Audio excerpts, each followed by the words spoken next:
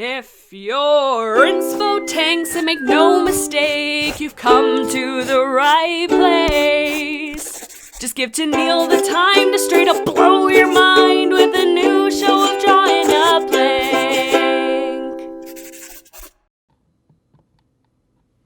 Hello everyone and welcome back to Drawing a Blank. So, if you've been awesome and following along with Pokemondays over on Sean and I's Twitch channel, you'll know all about RNJeanTeam. Link in the bloopy schloops. But for those unaware, I grew up in the prime time of Pokemania as a kid, but didn't pick up a single Pokemon game until the 5th generation of Black and White. And while I've played the main games that have come out since, I've never gone back and played Generations 1 through 4. At least, not until just a few weeks ago. I am getting Poke-educated on older gens, and Sean is guiding me on a blind playthrough of the Pokemon games. We started out with the LeafGreen version of Generation 1, and to make things a little more interesting, Sean is using a random number generator to pick out my team members, with a few extra rules. Like, no matter which generation I'm playing, Sean makes sure that I always get a starter and at least 2 other Pokemon from the generation I'm playing. So, for example, in Gen 2, at least 3 of my 6 Pokemon team will be Gen 2 Pokemon, and I won't be stuck using all Gen 1 Pokemon. And on top of all that, there's no type doubling, so I'm likely to have a pretty balanced team. And once I've used a Pokemon line from one game, I can't use them again in future games. So in LeafGreen, I ended up getting a Flareon, so that means that I won't be using any other EVs in future games. And so far, it seems to be working pretty well in my favor. LeafGreen went pretty smoothly for me, thanks to Sean's help. Although, my incompetence at Pokemon really did try its best to hinder that. And now we've moved on to Soul Silver. I won't give away any spoilers for how that's going, so if you're interested, you should go check out the playbacks of these streams over on Sean's channel. They get uploaded every Sunday. They are a blast. Anyway, I wanted to pay homage to my LeafGreen Gen 1 RNJeanTeam. The chat helped us so much in navigating the confusing maps and with naming all of these lovely lads. I started out with Levi's, the Bulbasaur, who got killed by my rival Denim in our first fight, but proved to be a shockingly fast and really good team member throughout the playthrough. I think Levi's single-handedly took out more trainers than any other Pokemon just because so many trainers were using Onix. Quad weakness, baby! And then, bless her heart, we picked up Bellbottom, the Mankey, who taught me the hard lesson about how poisoning worked in old games. Oh, cruel, cruel poison! Bellbottom could not escape your wrath. Then we picked up Abra, who I was pretty excited to get, not gonna lie, because I remember hearing people say he was a really powerful Pokemon back on the playground as a kid, and oh boy, they weren't wrong. I never even got to evolve him to his final stage, because you need to do that through trading or something. But Corduroy here really didn't even need it. Even at the end of the game, he was a Pokemon murder machine.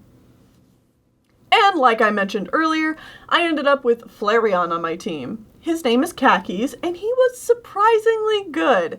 I had been warned that Flareon doesn't really learn any good fire moves until stupid late, and his special, physical, blah blah blah stats aren't really good either, which makes Flareon a pretty bad Pokemon, I guess, especially compared to Vaporeon and Jolteon. But I'll be honest, I don't understand how most of that works. So other than Khakis not having a lot of move coverage to work with, he was a good lad to join the team. By the time I was fighting the Elite Four and such, he had definitely earned his keep and was doing great.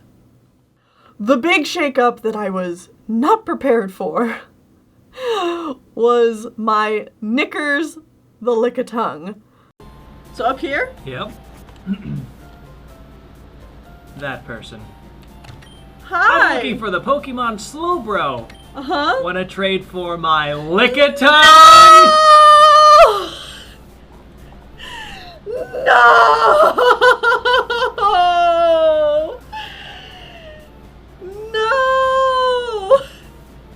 All that effort for Lickitung? Yup! And this is the only way to get it? Yup. Why? Oh, dear Lord. Talk about a Pokemon I would never use if I was the one picking out team members. First off, I tend to avoid normal type Pokemon as a general rule.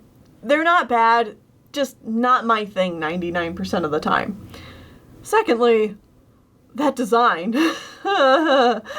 Oh man. There are a lot of Pokemon designs I would feel better if I knew I never had to look at their weirdness ever again, especially in Gen 1, and Lickitung is right up there at the top. But most importantly, number 3 is that this pink nightmare was hell to get.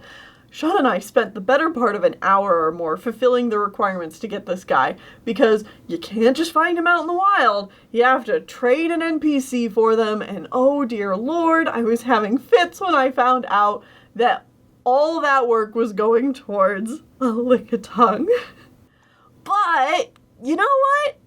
Lickitung turned out to be pretty great. Super tanky, has a great variety of moves he could learn, and so he covered some of my missing types really well by learning things like Surf. And as an extra bonus, you can kind of forget how horrifying he looks when you mostly only look at his back.